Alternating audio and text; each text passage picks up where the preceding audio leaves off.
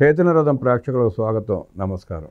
ఉప ముఖ్యమంత్రి పవన్ కళ్యాణ్ సందర్భంగా మాట్లాడుతూ నా సినిమా అయినా సరే ఫిలిం ఛాంబర్ ద్వారానే ప్రభుత్వాన్ని సంప్రదించి రేట్లు పెంచుకోవాలన్న వ్యాఖ్యల్ని ఎలా చూడాలో ఎలా చూస్తామో అడిగి తెలుసుకునే ప్రయత్నం చేద్దాం. మనతో పాటు ప్రముఖ నిర్మాత, ప్రముఖ రాజకీయ విశ్లేషకులు అంకమరావు ఉన్నారు. వారిని అడిగి పవన్ కళ్యాణ్ గారి వ్యాఖ్యలు వెనకాల ఉన్న అర్థం ఏంటి, ఆ సినిమా హాళ్లలో ఉన్న రేట్లపై లోతైన విషయం తెలుసుకునే ప్రయత్నం చేద్దాం. సార్ నమస్తే. నమస్తే రామరామ్ గారు. పవన్ కళ్యాణ్ గారి వ్యాఖ్యలను ఎలా చూస్తారు? ఈ మధ్య జరుగుతున్న సినిమా పరిశ్రమలో జరుగుతున్న గందరగోళాలను ఎలా విశ్లేషిస్తారు?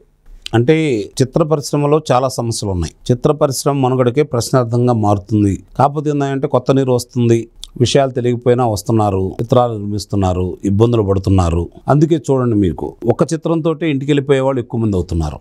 దెబ్బతిని ఆర్థికంగా దెబ్బతింటం అవచ్చు. రెండోది, ఇక్కడ చూసిన తర్వాత ఇలాంటి వాతావరణంలో మన చిత్రాలు నిర్మించడం అవసరమా అనే భావంతో చిత్రాలు నిర్మించాలనే తపన ఉన్నటువంటి కొంతమంది నిర్మాతలు కూడా కొన్ని చిత్రాలు నిర్మించిన తర్వాత ఇక్కడ ఉన్నటువంటి గుత్తేదారిపత్యాన్ని చూసి మనకెందుకులే, వీళ్ళ మధ్య మనం మనుగడ సాగించలేము, ఇది మంచి పద్ధతి కాదు, దీన్ని ఎవరికైనా దానం చేసినా తప్పులేదు, ఈ ఒక చిత్రం నిర్మించే బదులు కొన్ని వందల మందిని పిల్లలను చదివించవచ్చు, ఇలాంటివన్నీ ఆలోచించుకునే పరిస్థితిని తీసుకుని వచ్చారు. ఇది అచ్చం వీళ్ళ తప్పు అని చెప్పలేము. ఇది నిజంగానే వచ్చే కొత్త నిర్మాతలు కావచ్చు, కొత్తగా వచ్చే దర్శకులు కావచ్చు, సాంకేతిక నిపుణులు కావచ్చు, గతంలో ఒక దర్శకత్వం వహించాలనుకున్న వ్యక్తులు సహాయ దర్శకుడిగా చేసి ఆ తర్వాత దర్శకుడు అయ్యేవాళ్ళు.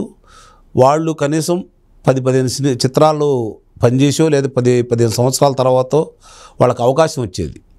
ఈలోపు అపారమైన అనుభవం వాళ్ళకు ఉండేది, అన్ని శాఖల గురించి వివరాలు తెలిసాయి. దురదృష్టవశాత్తు ఇప్పుడు ఏంటంటే 2-3 చిత్రాలు చేసిన వాళ్ళే దర్శకులు అవుతున్నారు. అంటే వాళ్ళకి ఏం తెలియదని నేను అన్నాను, కానీ వాళ్ళ ప్రస్థానం ఎలా కొనసాగుతూ ఉంది, ఏ విధంగా ముందుకెళ్తూ ఉంది, ఎందుకు 1-2 చిత్రాలకే పరిమితం అయిపోతున్నారు.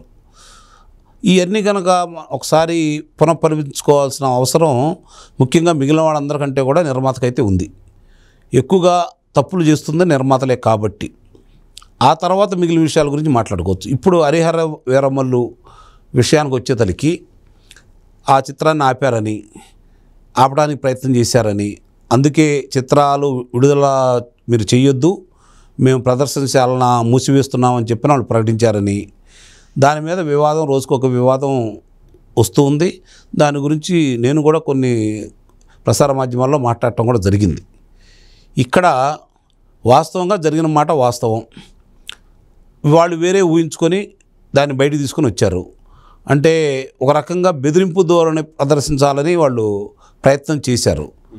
కానీ మిగిలిన వాళ్ళు సహాయ సహకారాలు లేకపోవటం, అందుట్లో పవన్ కళ్యాణ్ గారి చిత్రం కూడా కావటం, ఇది చిలికి గాలివాన కావటం, ఆంధ్ర రాష్ట్ర ప్రభుత్వం దీన్ని తీవ్రంగా పరిగణించటం, పవన్ కళ్యాణ్ గారు కూడా స్పందించటం, వాళ్ళకి గొంతులో పచ్చి వెలక్కాయ పడిపోయింది. ఏం చేయాలి అనుకొని చివరికి ఏదో ఇద్దరు బయటకు వచ్చేసి ఆ నలుగురిలో మేము లేవని చెప్పుకునే పరిస్థితి అయితే వచ్చింది. సరే, ఇప్పుడు దీని మీద ఈరోజు కందుల దుర్గేష్ గారు కావచ్చు, అలాగే పవన్ కళ్యాణ్ గారు కావచ్చు, దాని గురించి విధి విధానాలకు సంబంధించి కొన్ని విడుదల చేయడం కూడా జరిగింది. తెలుగు చలనచిత్ర వాణిజ్య మండలి ద్వారా మాత్రమే ధరలు మాకు అధికంగా పెంచుకునే అవకాశం ఇవ్వండి అని చెప్పని ఒక అర్జీ పెట్టుకుంటే అప్పుడు పరిశీలించి దానికి మాత్రమే చేస్తారు తప్ప నిర్మాతో, దర్శకుడో, కథానాయకుడో వెళ్తే పరిగణనలోకి తీసుకోవద్దని చెప్పని నిర్మోహమాటంగా పవన్ కళ్యాణ్ గారు చెప్పారు. చెప్పటం కాదు, తన చిత్రానికి కూడా ఇది వర్తిస్తుంది, నా చిత్రానికైనా సరే మీరు ఆ విధంగా వస్తేనే మీరు అనుమతులు ఇవ్వండి.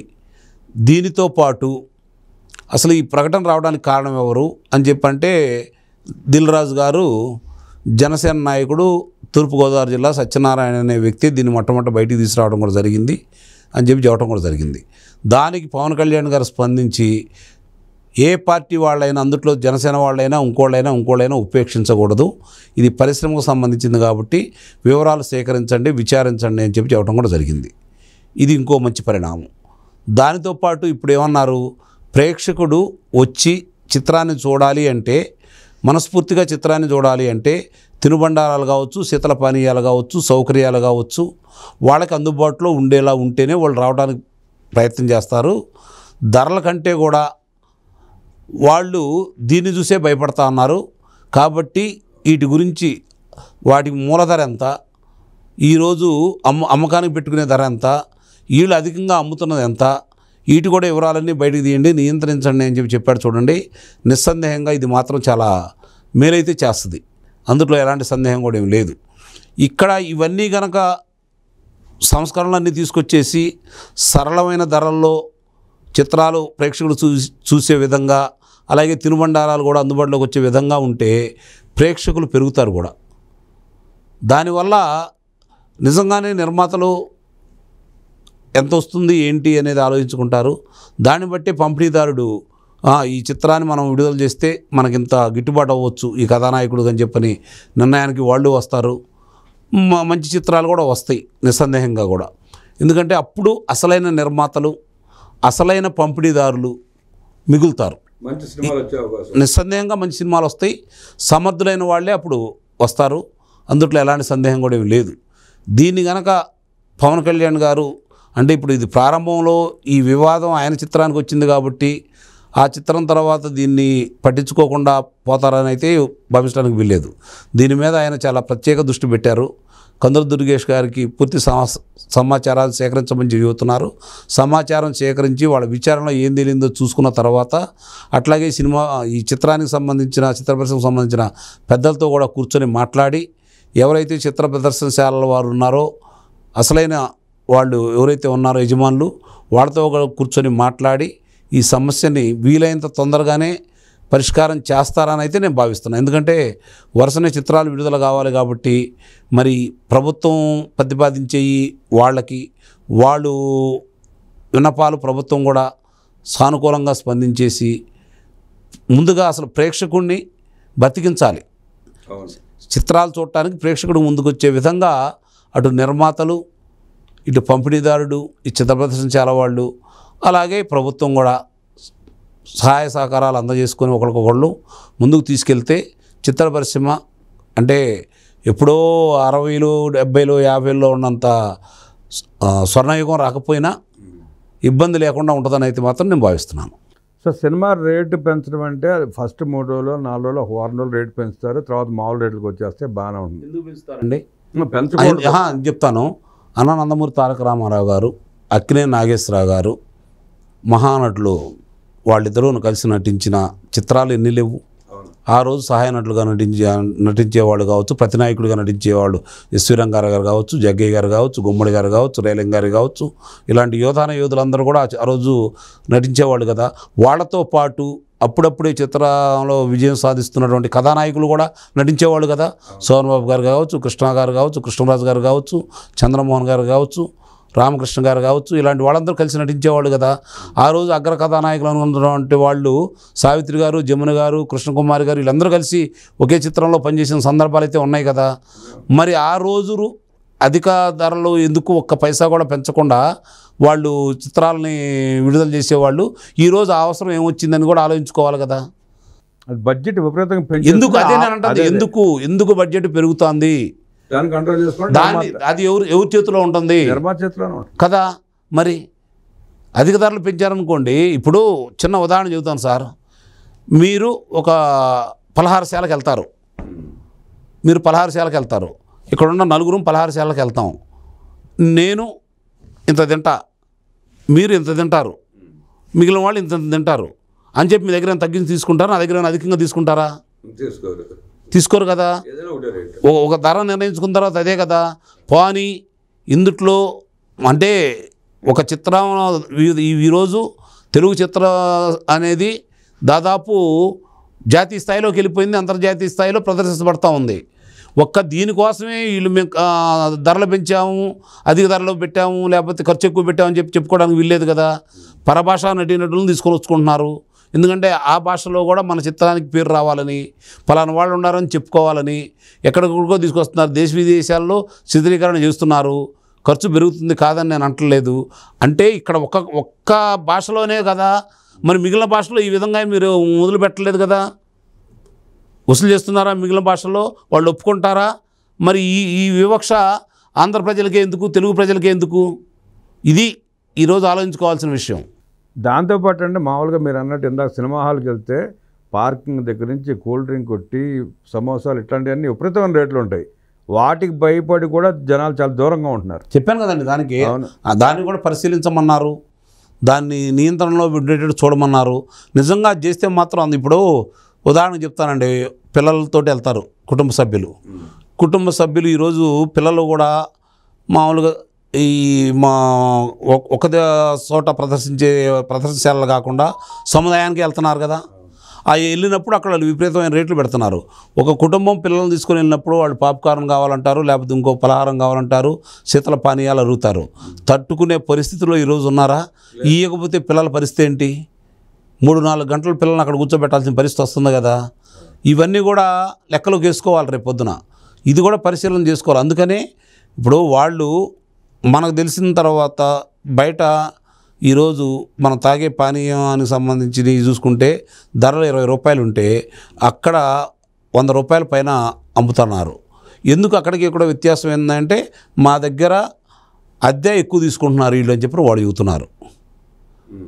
తర్వాత మామూలుగా ఈ వచ్చేవాళ్ళు తప్పనిసరి పరిస్థితుల్లో పిల్లల కోసమైనా కొనాలా, లేకపోతే అక్కడికి వెళ్ళి దీని గురించి పెద్దగా పట్టించుకున్న వాళ్ళు కొనుక్కుంటూ ఉంటారు. తప్పు అయితే ఏం లేదు, ఎందుకంటే ఇష్టమైన వాళ్ళు కొనుక్కుంటారు కాబట్టి. కానీ ఆ ఇష్టం అనేది ఎందుకు వచ్చింది? అక్కడ ఆ ధరను పెట్టుకోవాల్సిన అవసరం ఎందుకు వచ్చింది? దానికి అనుమతులు ఇస్తుంది ఎవరు? అది ఇప్పుడు పరిశీలించమంటున్నారు పవన్ కళ్యాణ్ గారు. అది మాత్రం మంచి పద్ధతి అని చెప్పి నా అభిప్రాయం కూడా.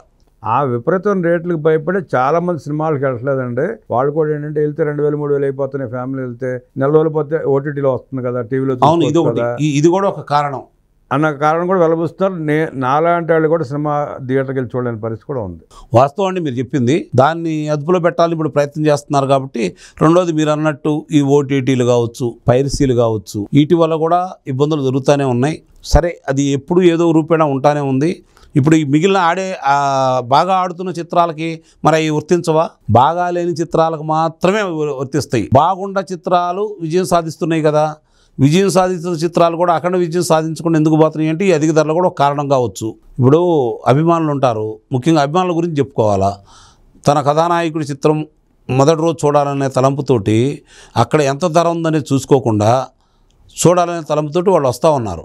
వాళ్ళ బలహీనతను అడ్డం పెట్టుకొని వీళ్ళు ధరలు పెంచుతూ ఉన్నారు.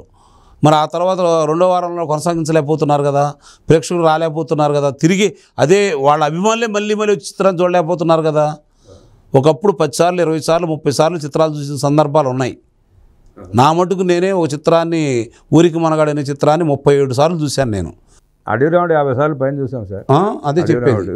మరి అంటే ఇక్కడ మరి ఆలోచించుకోవాలి కదా, ఇవన్నీ కూడా లెక్కే లేదు. అంటే ఇవన్నీ ఈరోజు ఎందుకు మరలా మనం చూడలేకపోతున్నాం? ఇది కూడా ఆలోచించుకోవాలి కదా. అంటే ప్రేక్షకుడిని చంపేస్తున్నారు. తిరిగి ప్రేక్షకుడిని బతికించండి, అప్పుడు చిత్ర పరిశ్రమ బతికిద్ది అనేది నా యొక్క అభిప్రాయం. ఒక అగ్ర హీరోగా ఆయన తీసుకున్న నిర్ణయం అయితే అద్భుతమైన నిర్ణయం. అవును, అనుమానమే లేదు. సినీ పరిశ్రమకు మంచి చేయడంతో పాటు సగటు ప్రేక్షకుని కూడా మళ్ళీ థియేటర్ తీసుకు. ఇక్కడ అగ్ర కథానాయకుడు ఆయన నిర్ణయం తీసుకోలేదు, ఒక రాష్ట్ర ఉప ముఖ్యమంత్రిగా తీసుకున్నాడు.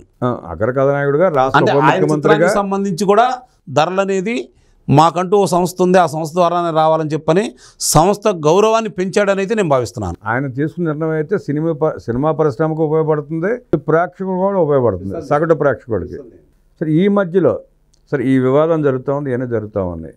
వైఎస్ఆర్ కాంగ్రెస్ పార్టీ వాళ్ళకి ఎందుకు అలర చేస్తున్నారో పవన్ కళ్యాణ్ గారి మీద విపరీతం దాడులు చేస్తూ ఉన్నారు. ఈ సినిమా దీనికి కూడా ఆయన ఏదో అధికారాన్ని అడ్డం పెట్టుకుని ఏదో చేయాలని చూస్తున్నాడని చెప్పి అవాకులు జవాకులు పేల్తారన్నారు. అసలు వైఎస్ఆర్ కాంగ్రెస్ పార్టీకి సినిమా పరిశ్రమకు సంబంధం ఉంది? అసలు సంబంధం లేదు, దాని గురించి ఆలోచించుకోవాల్సిన పని లేదు. వాళ్ళు చేసిన పని వల్ల ఈ చిత్రానికి మేలు జరిగిందని అయితే నేను భావిస్తున్నా. అది ద్వారంపూడి చంద్రశేఖర్ రెడ్డి ద్వారా బయటకు వచ్చిందా, లేకపోతే వాళ్ళ ద్వారా బయటకు వచ్చిందా, ఎవరి ద్వారా బయటకు వచ్చినా కూడా ఆయన పేరు చెబుతున్నారు కాబట్టి నిస్సందేహంగా చిత్రానికైతే ప్రజాదరణ పెరగడానికి ఉపయోగపడింది. చిత్రం బాగుందనుకోండి, ఇక కొన్ని విషయాలన్నీ కూడా మరుగున పడిపోతాయి, దాని గురించి ఎవరు పట్టించుకోరు. నిర్మాత చాలా సంవత్సరాలు ఆలస్యమైంది, ఆర్థిక ఇబ్బందులు ఉన్నాడు, ఆయనకి మేలు జరిగిద్ది, పంపిణీదారుడికి మేలు జరుగుతుంది. ఎప్పుడైతే నిజంగానే ఈరోజు కొన్ని చిత్రాలు తప్ప 2వ వారం తర్వాత ప్రేక్షకుడు వచ్చి చిత్రాన్ని ఆదరించే ఆలోచన తగ్గిపోయింది. ఏదో నామకావస్తే వాళ్ళు వేరే చిత్రాలు కొత్త చిత్రాల కంటే ఇది పర్లేదు అనుకుంటున్నారు కాబట్టి నడుపుకుంటా ఉన్నారు.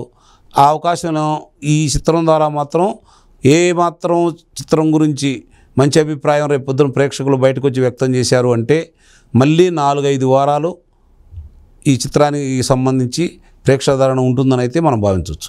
అగ్ర హీరోగా, రాష్ట్ర ఉప ముఖ్యమంత్రిగా అటు ప్రేక్షకుడితో పాటు ఇటు సినిమా పరిశ్రమ కూడా మంచి జరగాలని కోరుకుంటూ అద్భుతమైన నిర్ణయం తీసుకున్న హరిహర వీరమల్లు హీరో నటుడు పవన్ కళ్యాణ్ చిత్రం ఘన విజయం సాధించాలని కోరుకుంటూ పలు విశేషాలు మనకు తెలియజేసిన అంకమరావు గారికి ధన్యవాదాలు తెలియజేస్తూ నమస్కారం.